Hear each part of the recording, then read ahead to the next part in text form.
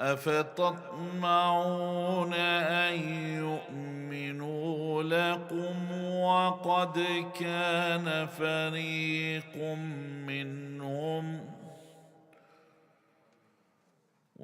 كان فريق منهم يسمعون كلام الله ثم يحرفونه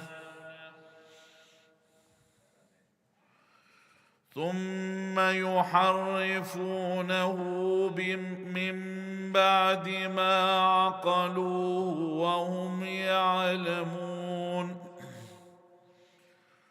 وإذا لقوا الذين آمنوا قالوا آمنا وإذا خلا بعضهم إلى بعض قالوا أتحدثونهم بما فتح الله عليكم ليحاجوكم به عند ربكم أفلا تعقلون. أولا يعلمون أن الله يعلم ما يسرون وما يعلنون. ومنهم أميون لا يعلمون الكتاب إلا أماني وإن هم إلا يظنون. فويل للذين يكتبون الكتاب بأيديهم ثم يقولون هذا من عند الله ليشتروا به ثمنا قليلا فويل لهم مما كتبت أيديهم وويل لهم مما يكسبون. وقالوا لن تمسنا النار إلا أياما معدودا قل أتخذتم عند الله عهدا فلن يخلف الله عهدا أم تقولون على الله ما لا تعلمون. بلى من كسب سيئة وأحاطت به خطيئته فأولئك أصحاب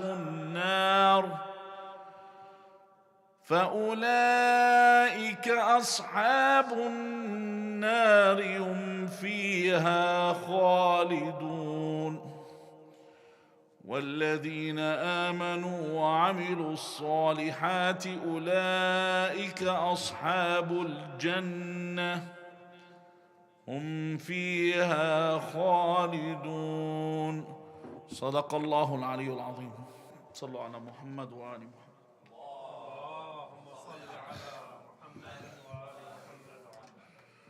أعوذ بالله السميع العليم من الشيطان اللعين الرجيم. بفضل الله بسم الله الرحمن الرحيم. الحمد لله رب العالمين. الحمد لله والحمد حقه كما يستحقه حمدا كثيرا. الحمد لله الذي هدانا لهذا وما كنا لنهتدي لولا أن هدانا الله. اللهم لعن أول ظالم ظلم حق محمد وآل محمد وآخر تابع له على ذلك. اللهم لعن العصابة التي جاهدت الحسين وشايعت وبايعت وتابعت على قتله. اللهم لعنهم جميعا. ثم الصلاة والسلام على خير خلق الله أجمعين محمد.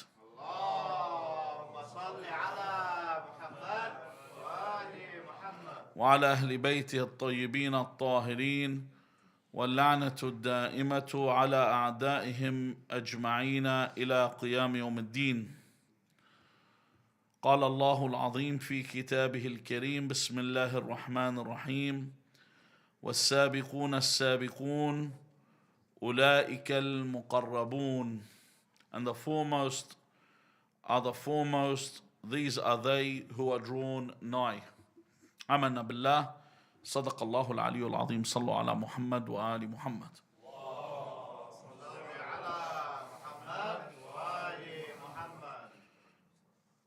The Islamic religion, like every other faith before that, was met with great resistance.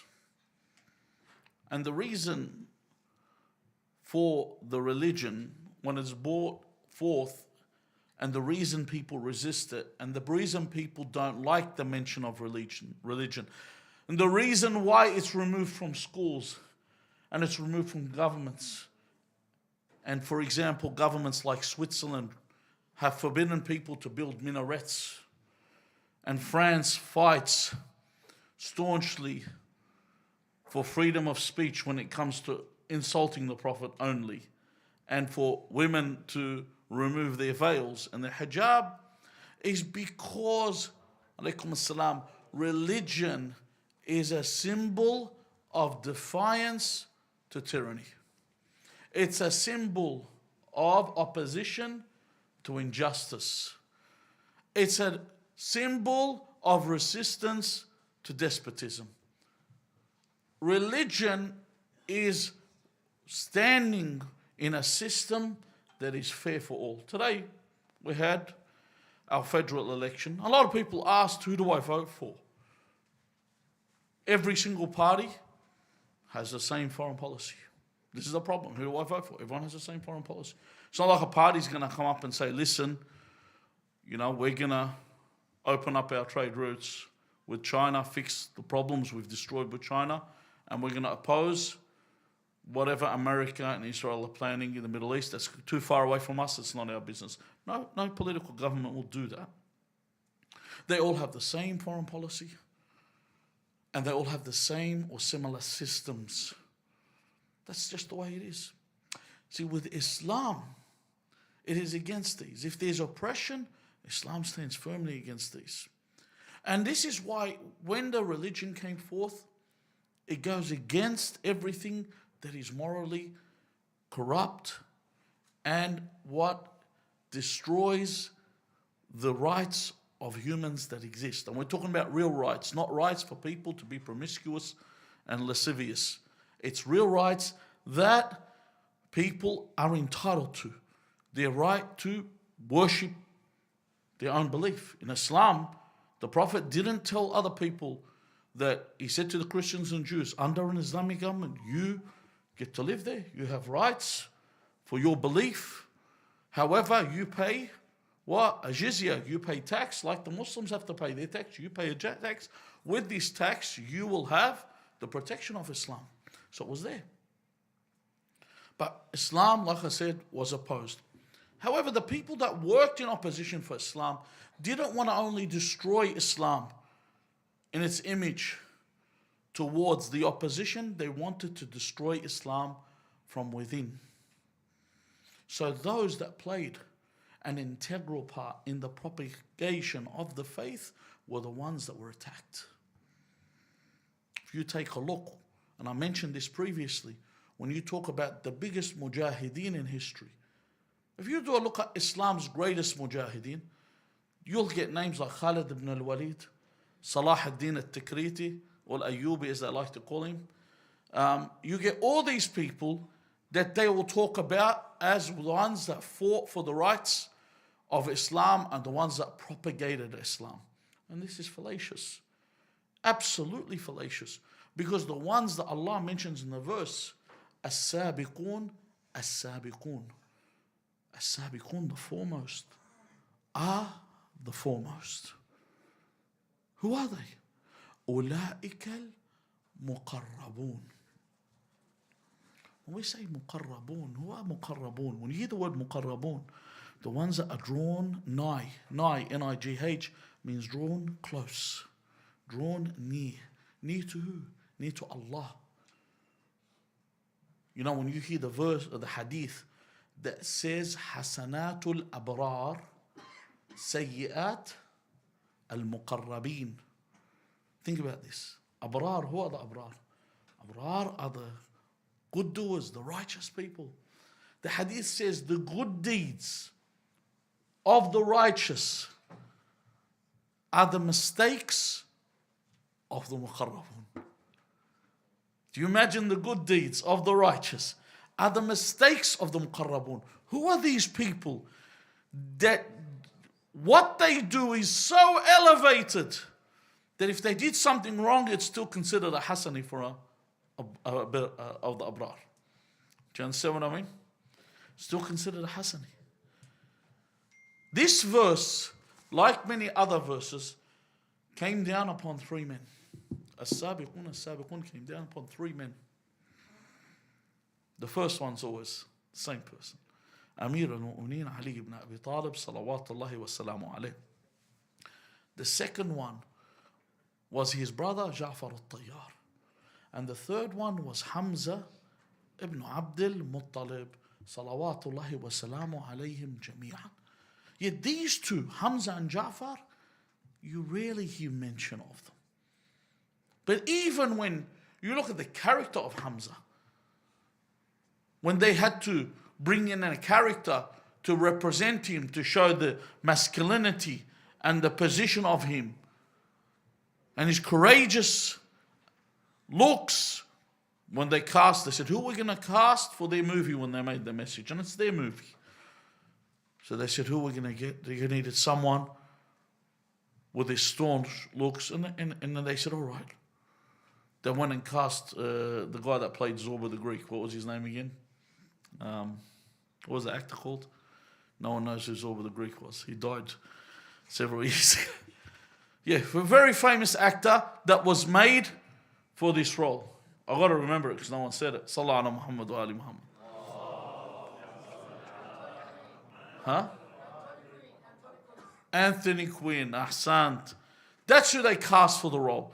Because everyone else they didn't want to show, they put this role. Even when you watch the Arab version of the message, the actor that they cast is also someone that has this kind of figure and that position where they stand and they stand out as an actor. Even then, they didn't give justice to what the role of Hamza was. Allah Azza wa Jal didn't make this religion, it wasn't a flashbang. You know what a flashbang is? People that play fighting, what's it called? The first person shooter games should know. Flashbang is that grenade that you throw and explodes. It makes so much noise and light. It causes what? Confusion. Allah didn't say, hold on, okay, Jibreel, any, mini, money, mo, yeah, drop it on that guy. Yeah, we'll choose him as a prophet. If he doesn't listen, we'll give it to this other guy. It wasn't like that. It was something that was prepared from years. Allah's scheme was prepared before He created the creation. How do I know? When you say Shahadat al-Maut, what do you say? Allahu Jalla Jalalahu Rabbi. What's the second thing? Well, Islamu Dini. The religion was selected. The religion was made. This religion is so great. Who will carry this religion? Not only that, who will assist in carrying this religion? These were people that were selected.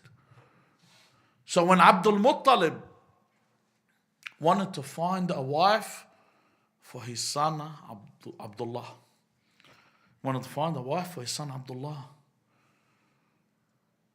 When he went to find a wife for his son Abdullah, he was looking for a good wife because Abdullah was his favorite son. Now, when he went to go find him a wife, this first point before we get there, is today people always come up to me and say, oh, my parents don't want me to marry someone. Your parents don't want you to marry someone. This should be a no for you straight away. Unless you know your parents aren't being reasonable, then the only way to find out is go see a sheikh. So they can give you a reason. Don't go see your mate that tells you, I want to run off with this person. Your parents think of you better than they think of themselves. Trust me. Why do we live? I tell this to my kids, and everyone can tell it to their kids. Do you know why I go to work every day? For them. Otherwise, I'll just pick out whatever scraps I can find on the side of the road. Why do we do things? Why do we do things? For our kids. Our future's our kids. We think about our kids. You see this person, he's bought his first house. Why does he buy his second house? He starts thinking, where's my kid going to live? Where's the mustaqbal of my kid, the future of my kid? So this is the parents in the old days, and some still today, look to find the spouse for their child. To find them a good spouse. Not a trophy wife that comes in and leaves with the house and the car like a tornado. One that comes in for the long run. To be with them and for them so they can live a good and a healthy life. While he was there, he found and asked for Amina bint Wahab for his son Abdullah. And he was still a man that had 10 kids, but he was still someone that could give more barakah to the rest of the universe. This is the esteemed bloodline of Ibrahim all the way to there. So he khatab for his son Abdullah, Amina bint Wahab, and then he khatab for himself, her cousin Hala bint Wahib. Wahab and Wahib were brothers. So he married and he got after this is after 10 sons or 12 sons. Then he married, and from Hala he got Hamza, and Abdullah from Amina gave birth to Rasulullah Muhammed sallallahu alayhi wa sallam. Look where the seed was planted right from the start, and they were close in age. Hello, you get opinions that say they were the same age. We have opinions that say that Hamza was 2 years older. Some opinions say 4 years. I'm not going to worry about these because there's a lot of conflict in history. What I want to let you know is they were close. Hamza and Rasulullah were like brothers. And this is a fact. They were very close from a very young age. Some say they were brothers through nursing, but that's also up for questioning. It's not my discussion for tonight here. Okay. In fact, Hamza was also present when they did the tulbah. They requested the hand of Sayyidah Khadija alayha salam for Rasulullah. He was of those who were present. Some say it was him that spoke. Some say it was his brother Abu Talib that did the speaking. Now here's the question with Hamza. I was sitting down, one of the brothers said to me, you should mention that before Hamza became a Muslim, that he was an unbeliever, a polytheist, and he used to drink. And I said, what? I said, didn't I realize what he was saying? This guy had been reading the tarikh, the historical books on the other side. This is what made me start thinking to myself, hold on. Why is it their intent on making everyone that had a role to play in the Islamic message to be of the most despicable character they could find? If they could, see for example, Ali ibn Abi Talib alayhi salam, they couldn't find anything on him. He was born into Islam. Too much evidence that he accepted Islam before he became an adult. His birth, if I asked you, could you find a problem with his birth? You'd say what? He was born in the Kaaba. Where could you be born that's better? They came up to him and said, oh Ali, your mother gave birth to you in the house of idols. This is where they would question. They would find something. He said to them, my mother gave birth to me in the house of Ibrahim. As for your idols, these are the things you worship. He said, فَإِنِّي أُكَرِّمُ وَجْهِي عَنْ مَرْآهَا. I've dignified myself not to even look at them. So what do they say about Ali ibn Abi Talib? كَرَّمَ اللَّهُ وَجْهَهُ. Never prostrated to an idol. They couldn't find something on him. Even to the point when Umar ibn al-Khattab wanted to find a deficiency in Ali ibn Abi Talib, he said to him, you have a lot of, you play around, you joke a lot. When you don't have any negatives to say about someone, it's like, I don't know, it was a Simpsons moment when Kim Brockman wins the lottery, and then he says there's something he can't buy, and they all stop and go, what? He's a billionaire, what can't he buy? He said, a dinosaur. And it was like that moment. Find something that's impossible. So he looked at Amir al-Mu'mineen and said, you joke with people too much. I need to find a flaw in you. I can't. So they attack who? they attack his father. They say his father was an unbeliever. Likewise with Hamza alayhi salam. They try and say Hamza was not a believer. Hamza was a muwahhid like everyone else.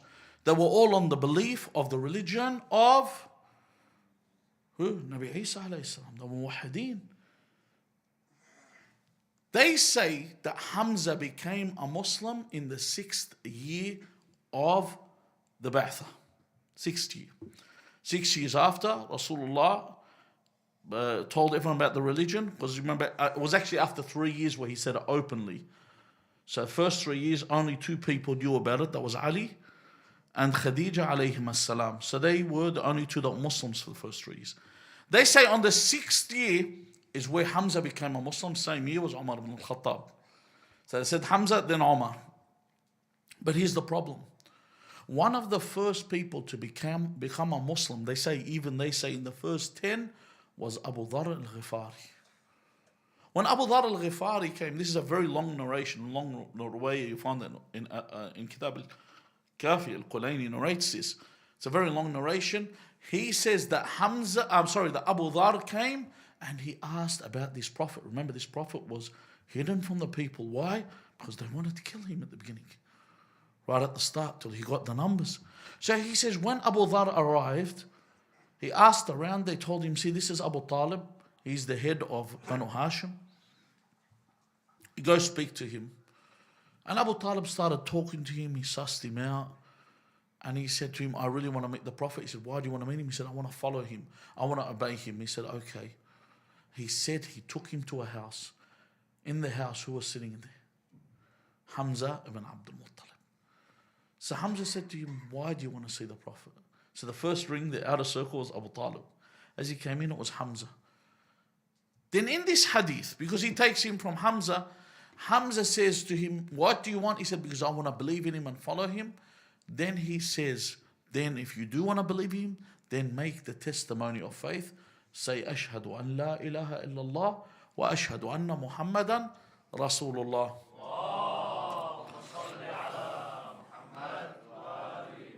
Question.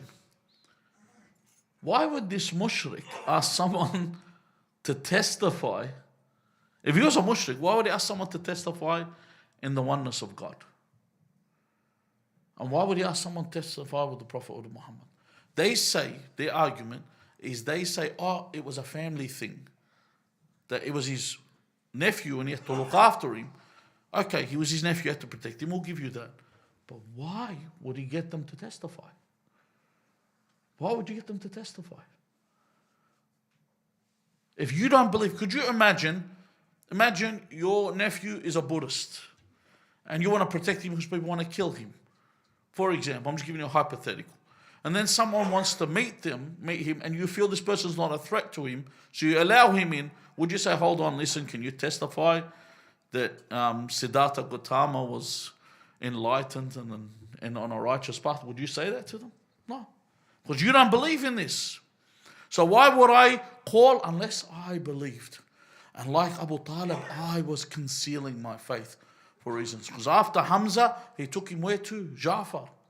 And then Ja'far took him to Amir al-Mu'mineen. Each one would test him until he met with Rasulullah sallallahu alayhi wa alihi wa sallam. So, another opinion that I came up with, although maybe that was a code word. You know, what's a code word? But he actually gave it to him, so it wasn't really a code word. That's the first incident to prove Hamza's belief. Another one is when Rasulullah is next to a Safa. While he's there, Amr ibn Hisham, who's known as Abu Jahl. Obviously, if you go to his Wikipedia page, they actually write Abu al-Hakam, the father of wisdom. You know, they want to mention this guy was an ignoramus. And when you say this, it's like, you know, when they tell you that someone is intellectual because he has a doctorate, doesn't mean he's intellectual. If he doesn't believe in God, he has no intellect. You cannot be intellectual. You cannot say someone's intellectual if they don't believe in God. Doesn't matter where they are. Do you remember when I gave you the example? I've given people the example about Dan Barker, who was a priest. Dan Barker, and I'll remind you of this, Dan Barker was the same guy that he did not only belong to Mensa, he belongs to the Prometheus Society, which Mensa is the top 1% of the intellectuals, of the smart people, as they call them, in the world. There's a society called Mensa. He belongs to Prometheus Society, who is the intellectuals of Mensa. So they're the most intellectual people in Mensa. He belongs to that, and he's the same person that when he was asked, and I've said this before, but I will say it again. When he was asked by Roberto Rodriguez, a priest, he said to him, if I woke up in the morning and I found a bottle of milk in my fridge that wasn't there the night before, wouldn't you assume that my wife went in the morning and bought the milk and put it there? Logically. Then Dan Barker said, or we could say that the motor at the fridge in the tuck shop, the takeaway shop, blew up. And due to the force that came from the explosion, the milk bottle flew out of the fridge door. And another force moved it along the road till it took street to street, it's flying the whole time. And it got to your house, a force pushed the door, the bottle went in, another force opened the fridge, and the bottle landed upright in that right way, another force closed the door. Is he an intellectual to you? No, even they're more intellectual than him. So anyway, what I'm trying to say here is this is where we got to. We got to this point where people think that these people are people of intellect. Abu Jahl was the father of ignorance. Jahl, as much as you want. The Prophet, I'll tell you why he's Jahl. You want to know why he's Jahl? Amongst the Arabs, who was the most noble tribe? Quraysh. Amongst Quraysh, who was the most noble tribe? Banu Hashim. So you're talking, Banu Hashim were the elite of the elite tribe. Amongst Banu Hashim, there was Rasulullah Muhammed sallallahu alayhi wa alih before he was a prophet. Before he declared his prophethood. That's what I mean. The people called him as-Sadiq al-Amin. In a village, you have someone that's an Amin. People trust him. Rasulullah was that before he declared Islam. Imagine your whole life, you say, this man is trustworthy. Say this man comes along and says, now I want to let you know that I'm a prophet. The least you could do, Hassan, stop playing with the cup. The least you could do, take the cup off him, please. The least you could do is what? The least you could do is say, hold on, he was a good man before, at least, he's gone wayward now, he's moved away from our gods, but we'll still be good to him. Just like Rasulullah sallallahu alayhi wa alihi with Hatim al-Ta'i. Hatim al-Ta'i was so generous. He wasn't a Muslim, but he was so generous that when there was a campaign, in this battle, that they were taking the ghanaim, the booty, from the war booty from the actual battle. Of it, they took some male and female prisoners, and they took all these sheep and cattle and whatever, I think, or camels, and they were bringing them towards them. And one woman came out and said, I want to speak to the Messenger of God. And then she said, Ya Rasulullah, do you know who I am? And he said, who are you? She said, I am the daughter of Hatim al-Ta'i, and you've taken me captive. When the Prophet heard that she's the daughter of Hatim al-Ta'i, who was generous, she told him, my father is known for his generosity amongst the Arabs. You're taking me? He released her with all the people with her. He gave them back all their stock, and then he gave her more livestock. So much so, she said that my father is generous, but you give like the one that does not fear poverty. He wasn't a Muslim. She wasn't a Muslim. But this is the way. هل جزاء الإحسان إلا الإحسان. Someone's good, you return the good. Abu Jahl sees Rasulullah as-Safa. You know what he does? He curses him in words. The hadith says, words that people find despicable and undesirable. Words that they didn't even mention in the hadith. What he said to him. He says, then he took some sand and he threw it in the face of the Prophet. and he threw something else in whatever waste he could find. It says that when the Prophet was cleaning himself, it says, Ruhi lahul fida, that he stepped on the Prophet's shoulder into the ground. This is what Abu Jahl did. Do you know what the Prophet did in response? He cleaned himself and he continued, as if nothing happened. But إِنَّكَ لَعَلَى خُلُقٍ عَظِيمٍ. His akhlaq is, there's nothing where it's incomparable to anybody. It's unmatched. Sublime morality. One of the maids of one of the houses witnessed the whole incident. Hamza had just returned from what? Hamza would go hunting and he just came in. And he had a habit that when he returns from hunting, what does he do? He says that Hamza returns from hunting. Because remember, Hamza was bold, he was brave, he was a hunter, he was a sharpshooter with the arrow. And his name, Hamza, do you know what Hamza means as a name? Hamza is a lion. The word Hamza means lion. But it's, it's a sifa of a lion. It's the lion that when he yiftiris, when he grabs his prey, the prey doesn't go. He's locked. It's not someone that, those kills, they get away. No, when he's got you, he's got you. That's it. That's what the word Hamza comes from. Now, when he arrived, before he goes back to his family, do you know what he used to do? He used to come to the Kaaba and do tawaf. He comes back to his first relationship is with God. He returns, he does tawaf. As he's starting to do tawaf, I forgot a part. When Rasulullah leaves Safa, he goes to where Quraysh gather. The club where they gather, the part where they actually sit next to the Kaaba. Okay? So, and Hamza does tawaf, then he goes and says salam to the people of Quraysh, his tribe. The maid comes up and says to Hamza what took place. Remember, this is Hamza, they say that was a mushrik at that time. So she tells him what took place. So Hamza turns around, because even though he gets angered with what she says, do you know what he says to her? He says to her, did you witness this and see it yourself, and someone else told you? She says, no, I witnessed it, I saw it myself. So then he goes to where they are seated, the Quraysh, and Abu Jahl is there. He walks up to Abu Jahl, he takes his bow, which is still in his hand, and he strikes him with the bow. Such a strike, he cuts his head with it. And all the tribe of Abu Jahl get up, and Hamza is not carrying a sword, he's carrying a bow. They just look at him, and he looks towards them, and they all stay at bay. No one moves forward. And he says, this is what you did to my nephew. Where do I want to take you to this point? The point is, Abu Jahl says, how can you stand with the one that's gone against our tradition and our gods? And then Hamza says, he is sadiq wa shahidtu bihi annahu Rasulullah.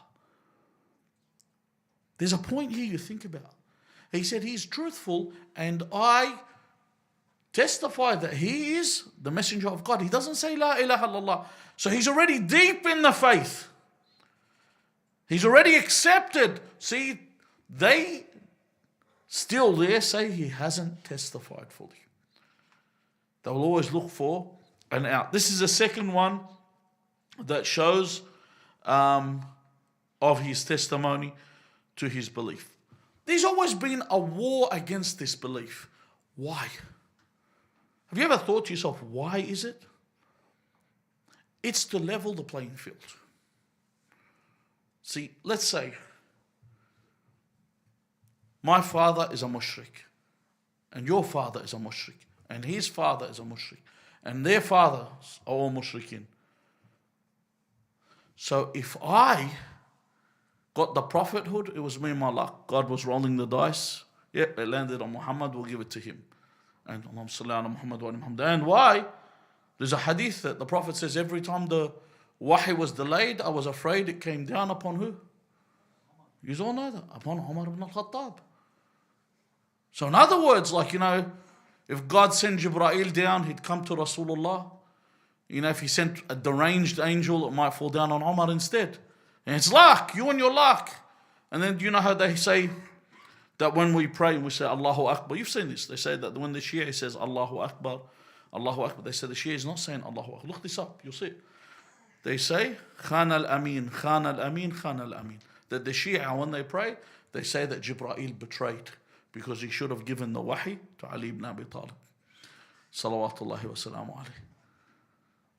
It's as if it's a game. It's as if God has no idea what he is doing. What is it about? It's they want to break the tradition of God. If we take a look, Allah says in the Quran about Ibrahim, He says, أَمْ يَحْسُدُونَ النَّاسِ عَلَى مَا آتَاهُمُ اللَّهُ مِنْ فَضْلِهِ. You know, do they envy the people for what Allah has given them from His grace, of His grace? He says, فَقَدْ آتَيْنَا آلَ إِبْرَاهِيمَ الْكِتَابَ وَالْحِكْمَةَ وَآتَيْنَاهُمْ مُلْكًا عَظِيمًا. Indeed, we gave the children of Ibrahim, we gave them the book and we gave them wisdom and we gave them a grand kingdom. When we talk about Ibrahim, who are we talking about? You know, when someone asks, why does, Allah loved Banu Israel? People think, oh, it must be, you know how the Jews always say we're the chosen race? It's not you. It's not the Jews that are the chosen race. So what if your forefathers are Ibrahim? It means nothing. Abu Lahab was what? He was the uncle of the Prophet. It's not who it's talking about. There are certain people that Allah has chosen. Even when Allah says to His Prophet Ibrahim, إِنِّي جَعِلُكَ لِلنَّاسِ إِمَامًا. Does that mean all his children were Imams? La. The Imam was select. Even there's levels to everything. But the prophethood and the selection of Banu Israel was about Ibrahim and his righteous sons. Ismaila, wa Ishaq, wa Yaqub, wa Yusuf. The righteous people were the ones that were chosen. And if we make these prophets, I said, all of them, their fathers are what? Polytheists. What happens? Like I said, we level the playing field. Everyone's an open target. That's why you'll see a hadith where Umar ibn al-Khattab says, Ya Rasulullah, I did not pray my Asr prayers. And it's Maghrib now. This is in Bukhari. And the Prophet says, me too, I didn't pray Asr. Like honestly, who do you know here that misses on Asr? You've seen people miss Subh. How many people miss Salat al-Asr?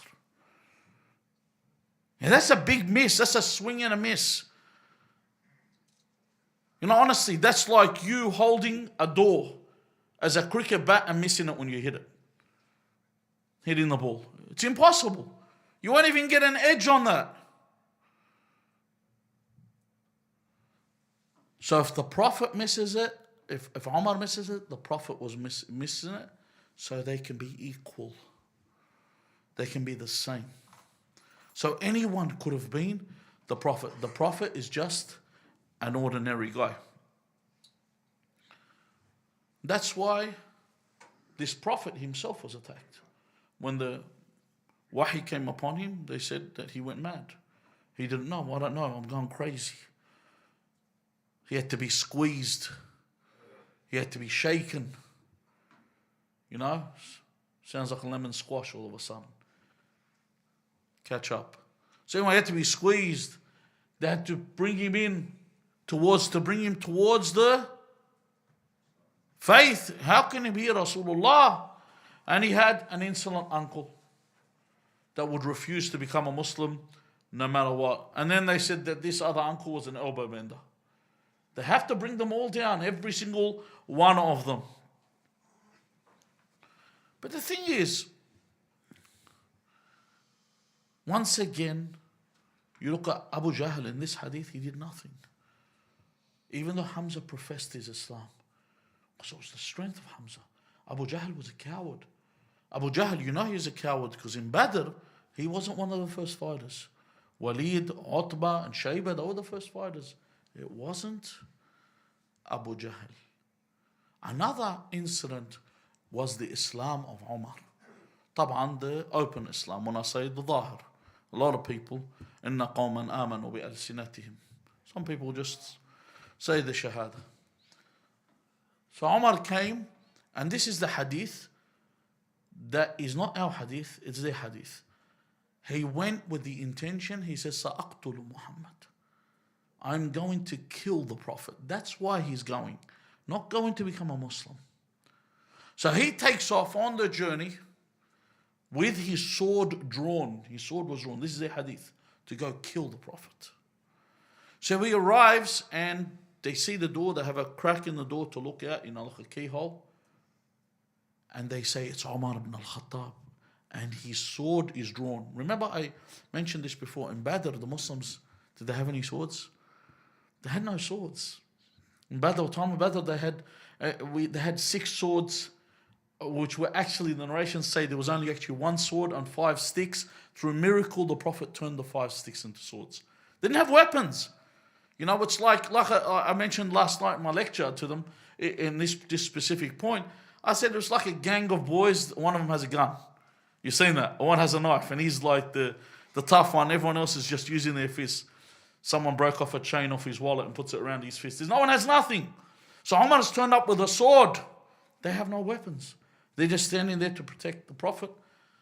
And Hamza, when he hears that Umar's at the door, he says, let him in. If he has come for khair, فَلْيَكُنْ. If not, he says, I'll kill him with his sword. In other words, this is how confident he was. He's got the weapon, but I'll take it off him, I'll kill him with it. This is what Hamza says. So when Umar walks in, he sees Hamza, he says, I've come to say the Shahadatain. So he knows what's going to happen. This is how Hamza was. He would place the fear of God in people. He was known for this. And his position and his status. When we look at this lineage and where they came from, when we do ziyarat Abu Abdullah al-Hussein, to know, because Hamza is the son of Abdul Muttalib. So Hamza is the son of Abdul Muttalib, and Rasulullah is the son of Abdullah, the son of Abdul Muttalib. They're both from the same line. And that doesn't necessarily mean you're always going to be good, but you've got the good beginning, so you're pure from the start. When we talk to Abu Abdullah al-Hussein in the ziyarah, we say, أشهد أنك كنت نورا في الأصلاب الشامخة والأرحام المطهرة لم تنجسك الجاهلية بأنجاسها. In other words, you came from the pure loins, that the men that carried you from Adam to where? We're talking about Abdul Muttalib. For Abu Abdullah al-Hussein, we're talking about Amir al-Mu'mineen. Until Abdul Muttalib, every father upon father upon father was what? لم تنجسك الجاهلية بأنجاسها. They were not mushrikeen. So in fact, they were all muwahhideen, they all believed in God. وَالْأَرْحَامَ الْمُطَهَّرَةِ. And the wombs that carried you were pure wombs. In other words, they all were muwahhideen. That they believed in God. We're not talking about their religiosity here. We're talking about that they were believers. Hamza alayhi salam was responsible, according to our narrations, for one of the deaths. Some narrations say it was an assisted kill. If I want to use one of these first-person shooter terms, it was an assisted kill with Amir al-Mu'mineen, and some say it was a kill for Hamza. That he was the one that killed the uncle of Hind, Shayba ibn Rabi'ah. He killed him. So there was vengeance on the heart of Hind.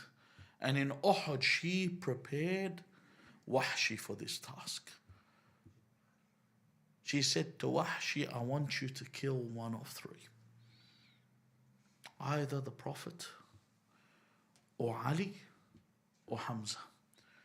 At that point, when Wahshi came, the battle at the beginning, the Muslims were overcoming the unbelievers. At this point, the mushrikeen had come in because they were attacking from all ends, and a call came out that the Prophet was dead. So he said to him, the Prophet's dead. There's nothing left for me to kill there. And then she says, then kill Ali. He says, look at him. He says he is as cunning as a fox. That's what he says. That's his words. La'natullah alayh. He says he switches from one side to the other. If an attack comes from any end, he always has his face towards it. And then she says, alayk bil Hamza. When Hamza had heard that the Prophet was killed, he was angered. And with his anger, he was attacking ferociously. Whatever came in front of him, he was wiping. As he did this, this is where Wahshi waited behind the Nakhla as he was charging.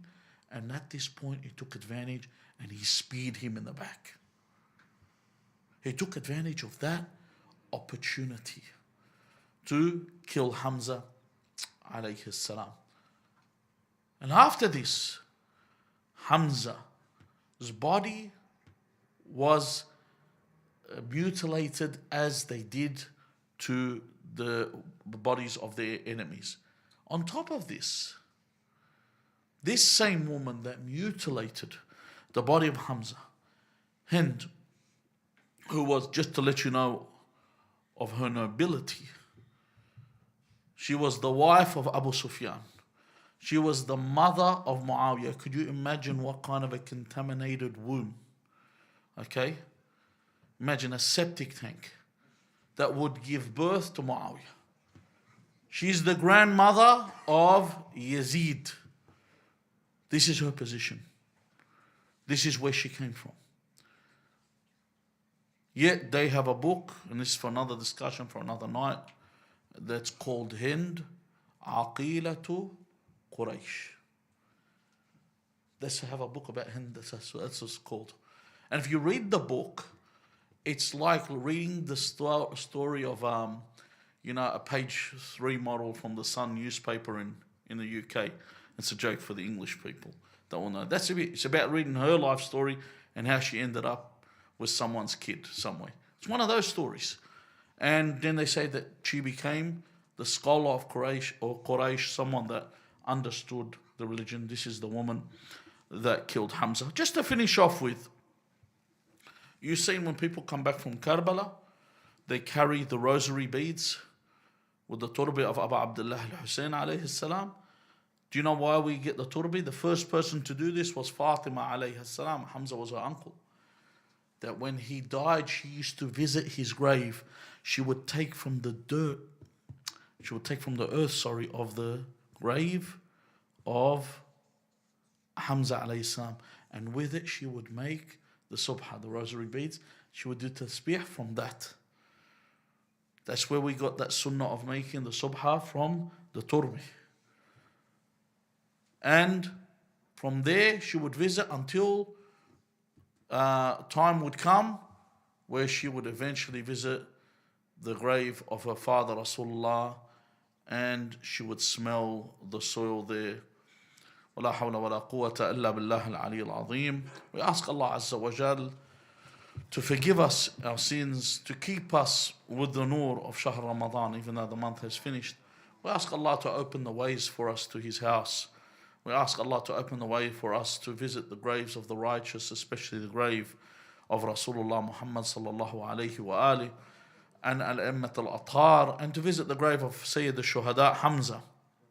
We ask Allah Azza wa Jal not to take us from this world until we have visited these graves. Our dear brothers and sisters, I will tell you now, a lot of people get opportunities to visit. Many times we used to think Hajj was going to be open all the time, and then one day we have this opportunity taken from us. We thought Ziyarat al-Imam Hussein would be open. For 35 years, people that weren't able to go to Iraq freely during Saddam, and then the doors open. We don't know when the next time that it closed. Some of the brothers here actually went, Ziyarat Abu Abdullah al-Hussein. So ask Allah for the opportunity. Visit, because you never know. You may never be able to go again. You never know what happens next when the doors are closed and for how long they'll stay closed. So we ask Allah Azza wa Jalla to grant us the opportunity to visit their shrines and grant us their intercession on the Day of Judgment, to hasten the reappearance of our Master Al-Hujjat ibn al-Hasan al-Mehdi arwahuna fidah. Bismillah ar-Rahman ar-Rahim. اللهم صل على محمد وآل محمد. اللهم قل لوليك الحجة ابن الحسن صلواتك عليه وعلى آبائه في هذه الساعة وفي كل ساعة وليا وحافظا وقائدا وناصرا ودليلا وعينا حتى تسكنه أرضك طوعا وتمتعه فيها طويلا برحمتك يا أرحم الراحمين. ولأرواح المؤمنين والمؤمنات، ولقضاء الحوائج وقبول الأعمال وشفاء المرضى وغفران الذنوب وتعجيل الفرج وحسن العاقبة. رحم الله من قرأ سورة المباركة الفاتحة مع الصلوات.